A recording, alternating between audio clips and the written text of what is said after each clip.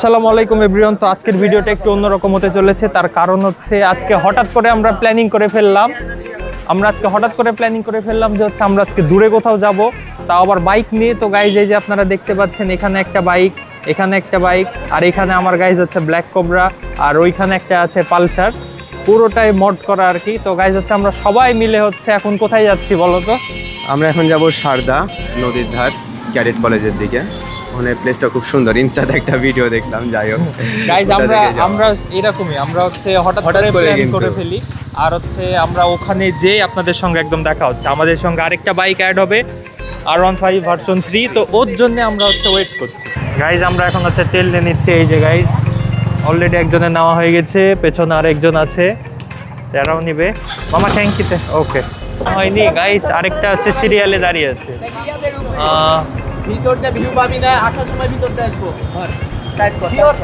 এই পুলিশে কি ধরবে এতগুলো একসাথে? পুলিশের কোনো সমস্যা নেই। 1 2 3 গো গো গো। এখন আমরাও যাবো ওদের সঙ্গে।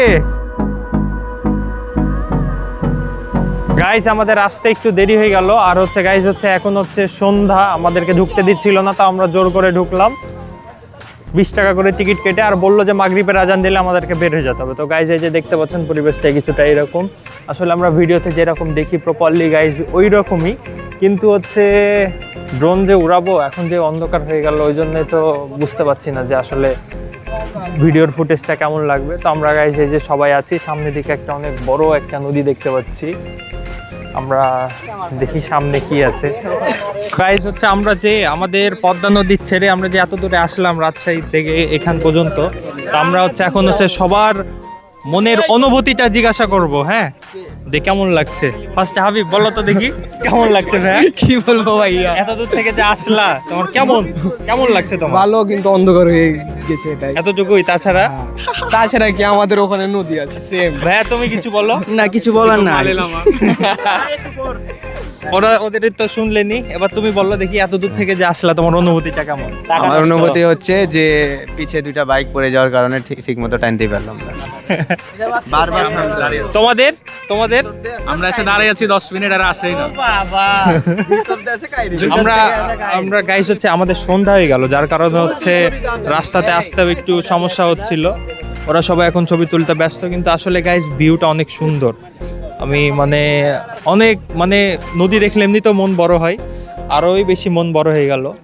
বন্ধুদের সঙ্গে একসঙ্গে অনেক দূরে আসলাম এই জন্য। তো আপনারা সিনেম্যাটিক শর্টগুলো দেখে নেন, দেখা হচ্ছে একটু পরে।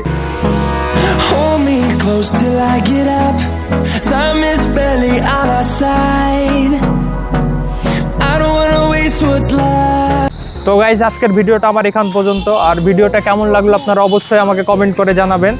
আসলে অন্ধকারের কারণে হচ্ছে আমরা প্রপারলি ভাবে নিতে পারিনি ভিডিওটা। তো দেখা হচ্ছে পরের ভিডিওতে, সবাই ভালো থাকবেন, সুস্থ থাকবেন, টাটা বাই।